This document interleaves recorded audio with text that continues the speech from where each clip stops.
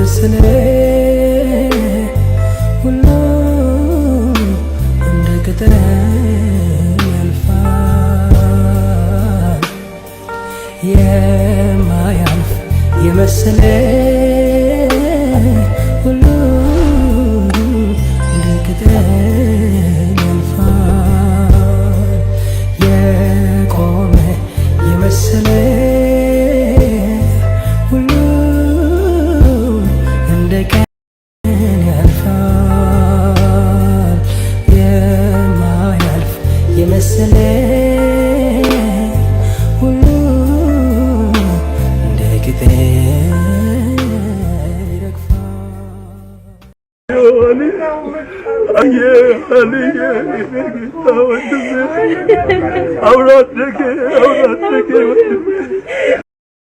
Nagaa fi haraarri Kiristoos bakka jirtanitti hunduma keessaniif haa baay'atu. Kam jirtu daawwattoota Kiristiyaan Miidiyaa. Odeessa wayitaawaa guyyaa kanaaf isiniif qindeeffannee isin biraan ga'uuf qabannee dhiyaanneerra. Hamma xumura qophii keenyaatti wajjin turaan affeerraa keenya.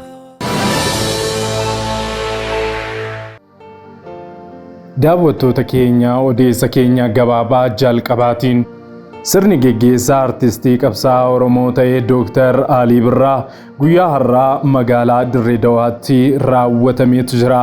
Jalqaba irratti gabaabsinee kan isin biraan geenyu ni ta'a. Odeessa keenya lammataatiin daawwattoota keenya maatii Barakat Daggisoo paasterii yeroo darbee ijoollee lamarraa haadha manaa tokkoo fi haadha isaarraa of ajjeeseef jechuudha deeggarsi walitti qabamaa jira isaaniifis kadhannu jedhamaa jira. Kana wajjin wal qabsiisee odeeffannoo gabaabaa waan harmeen isaa kun jedhanii fi waan haala maatiin isaanii keessatti argaman illee isin biraan geenya. Gamanumaan lakkoofsa baankii isin ittiin deeggaruu dandeessanii fi lakkoofsa bilbilaa isaanii kan isiniif qoonnu ni ta'a. Oduu keenya sadaffaatiin daawwattoota keenya giiftii dureen Itoophiyaa yookaan hati warraan Dr. Abiy Ahmed ammas faarfannaa gadhiisan. Kaleessa galgala viidiyoo faarfannaa haaraa isaanii kan gadhiisan faarfattuu Zinaash Taayyaachaw faarfannaan isaan gadhiisan kun viidiyoon isaa guyyaa eebba albamii faarfannaa isaanii waldaa guutuu wangeelaa qaxanaa 2tti akka tures ifoomeetu jira. Faarfannaan isaanii kun maal irratti xiyyeeffata? Kan isin biraan geenyu ni ta'a. Xumura qophii keenya irratti daawwattoota keenya waggoota dheeraaf sirba isaatiin kan beekamu yeroo ammaa kana immoo faarfataa Paaster Abita'uu Kabbade mee har'aa yaadanneetu jirra. Tajaajila isaanii keessaa viidiyoo gabaabaa tokko isin biraan geenya. Akkasiin ittiin eebbifamtanii fi irraa soorattan abdii guutuu qabna. Yeroo jalqabaatiif gara chaanaalii Kiristiyaan Miidiyaatti kan dhuftan subscribe gochuudhaan mallattoo bilbilaa gadi tuquun dagatina. Kana gochuu keessaniin odeeffannoowwan kiristiyaanummaa fi biyya keenya ilaallatan wayita karaa chaanaalii keenyaa gadi isiniif dhiifaman hunduma dursee akka isin naqqabuuf isin gargaara. Yaada keessan koomentii irratti nuu qooda. Like share gochuudhaanis guddina chaanaalii keenyaa keessatti gahee keessan ba'a. Ergaa keenya yeroo hundumaa oduuwwan kiristiyaanaa fi barsiisa macaafa qulqulluu akkasuma qophiilee bohaarsoo biroo barreeffaman argachuuf weebsaayitii keenya subscribe gochuu hin dagatina. Liinkii weebsaayitii keenya koomentii jalqabaarra isinii keenya. Akka liinkicha tuqxanii gara weebsaayitichaatti seentaniin ammoo mallattoon bilbilaa yookaan beeliin tokko ni jiraata. Mallattoo bilbilaa yeroo jennu moobaayila utuu hin taane akkuma yeroo YouTube subscribe gootan sana fuulduratti mallattoon bilbilaa isinii dhufu. Mallattoon akkasii weebsaayitii keenya irratti akka seentaniinis isiniif dhufa. Qophiin keenya hundumtuu afaan Oromiffaatiin kan isiniif daddarbu waan ta'eef mallattoo bilbilaa sana akka tuqxaniin eeyyee kan jettu irra kaawwachuudhaan yeroo hundumaa yaadachiifni qophiilee keenyaa akka isin naqqaban gochuu hin dagatina. Kallattiidhaan gara qophii keenyaatti wal wajjin hadabarru.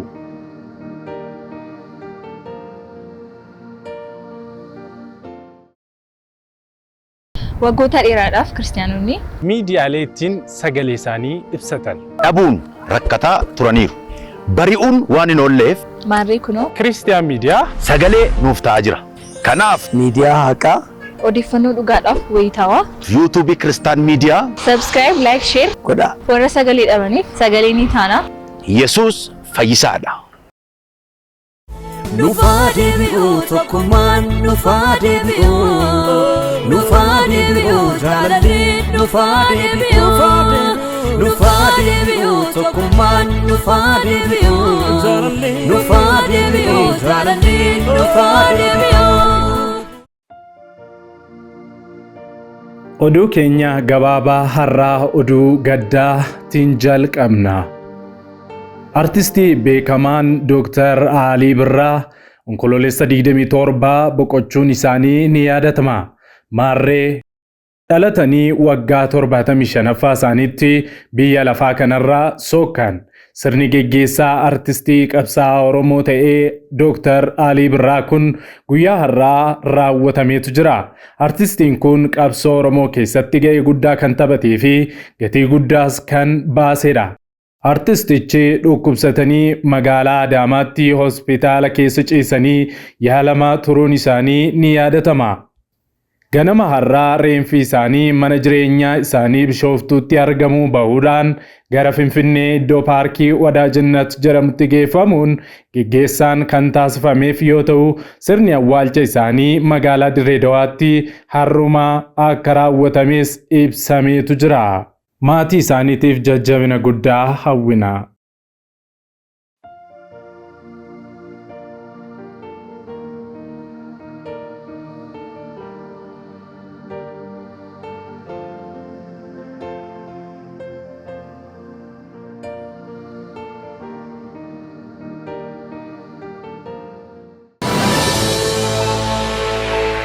Gara qophii keenya lammataatti yeroo darbinu daawwattoota keenya tajaajila Barakat Daggisoo guyyaa muraasaan duraa of ajjeesuuf akka jiru karaa fuula feesbuukii isaatiin maxxansuudhaan borumtaasaa gocha ciggaasaa kana ofirratti raawwachuun isaa ni yaadatama.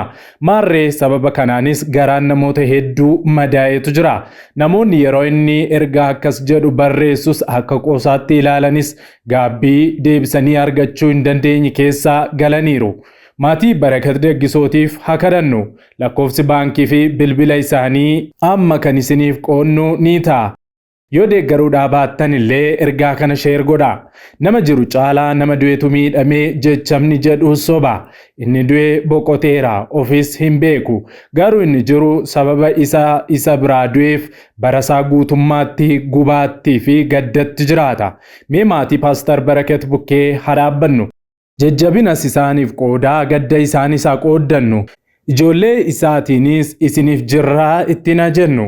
Lammiileen Itoophiyaa hedduun kutaalee biyyaa adda addaa fi biyyoota alaa irraa dhufan maatii kana gargaaruu akka barbaadan karaa keessaa nu dubbisuun isaanii ni yaadatama. Akkasumas lammiileen garaa qulqulluu bilbilaa fi lakkoofsa herreega baankii isaanii akka isinitti himnuuf nu gaafataa turtan hundumaafuu lakkoofsi bilbilaa haadha warraa Paaster Barakat Aadde Biiftuu Huseen Dachaasoo bilbilli duwwaa 922 baankii daldala Itoophiyaa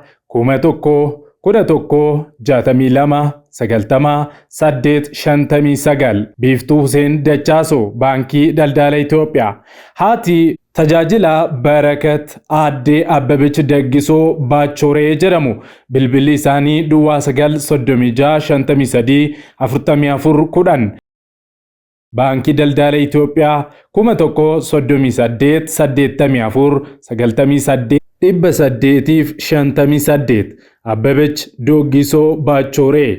Namni ergaa kana nuuf qoode akka jiretti gadda haadha manaa isaa fi ijoollee isaa nun gaafatina.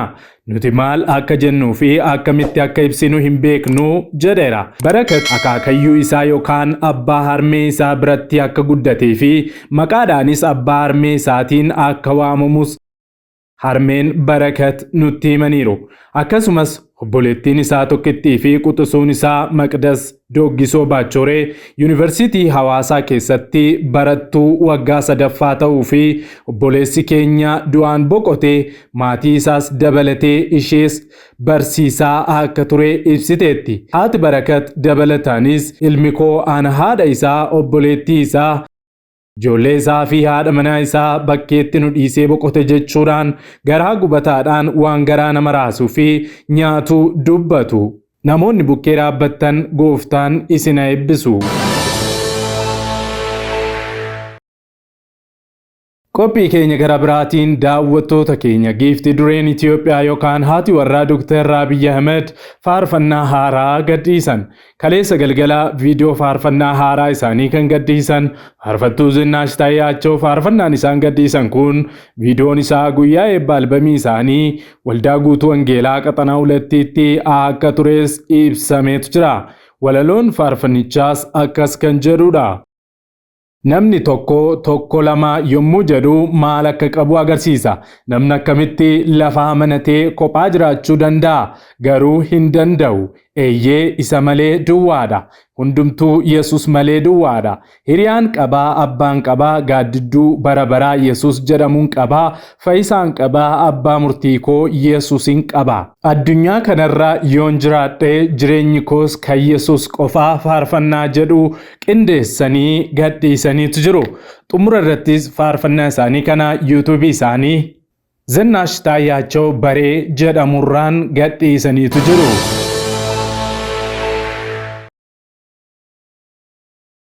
Xumura qophii keenyaa irratti daawwattoota keenya aartii fi weellisa biyya lafaa keessaa nama jaallatamaa gara Kiristoositti dhufee fi wayita ammaa faarfannaa fi paastarummaadhaan saba Waaqayyoof Waaqayyoon tajaajilaa jiru faarfataa Paaster Abitoo Kabbadee isin biraan geenya.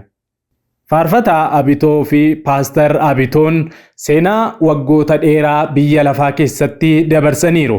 Namni isaan hin beeknes ni jiraata jedhee hin yaadu. Har'a garuu dubbii sagalee Waaqayyoo keessaa nuuf qooduudhaaf carraa nuu laatanii argamaniiru. Mee tajaajila kana irraa soorannee walitti deebinu. Seera lakkoofsaa 23:19 irraa akka jedha. Waaqayyo akka namaa miti. Inni hin sobu. Gaabbuudhaafis inni ilma namaa miti. Inni wanta jedhe hin godhuure, wanta dubbates hin raawwatuure jedha. Waaqayyo nama miti obboleettii ko, Waaqayyo nama miti obboleessa ko. Waan jedhe kaayyoo sii gale, waan sitti dubbate hin xumura. Nama miti Waaqayyo. Nami har'a gaafa itti tolu akkasan godhe borummoo yaada isaa geeddara. Nami hin geeddarama, Waaqayyo hin geeddaramu. Maqaan Waaqayyoo eebbifamu. Kanaafi Waaqayyo waan fedhe keessa darbitani lolli meeqa isinitti haa ka'u. Waaqayyoon nu wajjin ta'e isinii wajjin ta'e waan isinii jedhe fiixa baasa. Waan isinitti dubbate hin xumurama. Maqaan Waaqayyoo eebbifamu. Amma waan jedhe jireenya keessanitti godhutu Waaqayyo hafuuran fudhatu. Hin hojjeta Waaqayyo. Waan dubbate fiixaan baasa. Waan siin jedhe fiixaan baasa. Waan fedhe haa ta'u. Har'amma lolaan asiin nami sitta ka'u achiin seexanii nama sitta kaasu. Dinni keenya nama miti seexana keessa goree kan nu lolu. Asiif achiin akka inni raawwanne waan fedhan haa godhan. Waaqayyo waan dubbate fiixaan baasa. God is faithful. Amanamaadha Waaqayyo. Maqaan Waaqayyoo haa eebbifamu. Yoosefi waan hin hojjennetti kana hojjete jedhamee mana hidhaa keessa gale. Haadha manaa Phoxifaaraa beektu wajjin ejjuuf gaafa seen jettu lakkiyaan Waaqan sodaadha jedhee ulfina Waaqayyootiif. Haleluuyaa. Gaafa jedhu wannaa sobaa irratti fidanii mana hidhaa keessa galchan. Gaafa mana adeemu Waaqayyoon sagalee Waaqayyoo akka jedha. Namicha mana hidhaa bulchu sana biratti Waaqayyo simboo kenneef jedha. Namoonni mana hidhaa keessatti lafa deemetti wajjin jira Waaqayyo. Mana hidhaa keessatti namni gidiraa argutti achitti simboo kenneef feevarii Waaqayyo. Namicha isaa bulchu isaa wannaa durataa mana hidhaa sana biratti Waaqayyo simboo kenneef jedha. Maqaan Waaqayyo eebbifamu. Yeroo tokko waan nu hin hojjenne namooti nurratti ka'anii maqaa balleessuun waan adda addaa jechuudhaan jireenya keenyatti Waaqayyo waan inni akeeka akka inni hin taaneef karaa adda addaatiin gaafa naannoo keenya jiran namooti nurratti ka'anii isa kana dhiisee Waaqayyo karaa gara biraa banee namoota biraa biratti ulfinaan isin dhaaba waaqayyo. Waaqayyo waaqa guddaadha. Sammuu namaa gararraa hojjeta. Maqaan waaqayyo eebbifamu. Kanaafi Yoosef irratti akka kaayyoon waaqayyoo iddoon hin geenye akka jireenya isaatti hin taaneef karaa adda addaa diinni amma fedhe yoo yaaleyyuu waan fedhe yoo hojjeteyyuu hin dandeenye. Waaqayyo waaqa guddaadha. Waaqayyoon eenyu dura dhaabbachuu hin danda'u waaqi keenya. Waaqi nuyi amannu. Waaqayyoon uleesaa cabsuuf baay'ee yaadanii cabsuu hin dandeenye ulee waaqayyooti uleen Yoosef. Waaqa harkaa fuudhe uleen waaqayyoo hin cabu. Maal jeddoon tokko wannaadhattu uleensaa ulee warra hamaatti yaadanii liqimse. Uleen waaqayyoo hin cabu obboleettii ko. Uleen waaqayyoo hin cabu obboleessa ko. Kan waaqayyooti. Kaayyoon sirka jiru hin cabu hin dhaabbatu kan waaqayyooti. Abbaan kaayyoo waaqayyoodha. Halleluuyaa. Waan jireenya keenyatti jalqabe hin xumura waaqayyo. Har'a jalqabee boraa yaada koon geeddara hin jedhu. Waan jireenya keetti jalqabe obboleettii waan jireenya keetti jalqabe waaqayyoon xumura. Karaa ittiin dhiisu karaa itti dhiisee hin beeku. Maqaan waaqayyoo eebbifamu. Gammadi. Asiin haa dhufu addanaan haa dhufu waaqayyo waaqa guddaadha waaqi keenya. Waaqi keenya maqaa waaqayyoo eebbifamu. Akkuma sila dubbifnee jalqabarratti akkuma dubbifnee isa sin hammeenyaaf narratti yaaddanii isa sin hammeenyaaf jireenya koo irratti yakka adda addaa fidanii akka hin baduuf isa sin hojjettanii waaqayyo gaarummaatti geeddaree namooti baay'een akka itti fayyanii namooti baay'een akka itti bilisa ba'anii namooti baay'een hidhaa adda addaa keessaa akka ba'aniif waaqayyo gara gaariitti geeddare jedha.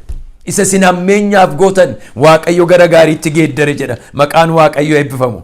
Har'a obbolaa koo waaqayyo sinitti dubbate jireenya keetti kan hojjedhe jedhee abjuu sinii kenne kaayyoo jireenya keessan keessa kaa'e akka achi keessa waaqayyoon ulfina kennuudhaaf achi keessa gareen waaqayyoon tajaajila kaayyoo waaqayyoon fiixaan baase jettanii karaa adda addaa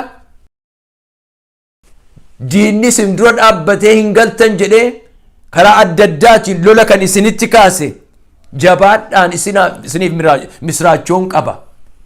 Waaqayyo waan diinni hamaadhaaf isin irratti hojjete hundumaa gara gaariitti geeddare maqaan waaqayyo haa eebbifamu. Gaariitti geeddare gaarummaatti geeddare waan namooti baay'een ittiin hafuura fudhatan waan namooti baay'een ittiin eebbifaman waan namooti baay'een ittiin waan gaarii keessa seenan godhee waaqayyo waan gaarii godhee achi keessaa baasaati gammadaa. Waaqayyo amanamaadha.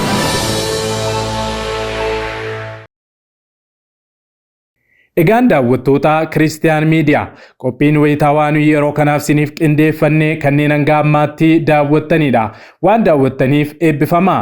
Yeroo jalqabaatiif gara chaanaalii keenya kan dhuftan subscribe gochuudhaan mallattoo bilbilaa gadi tuquun dagatina. Akkasumas yaada keessan koomentii irratti nu qooda.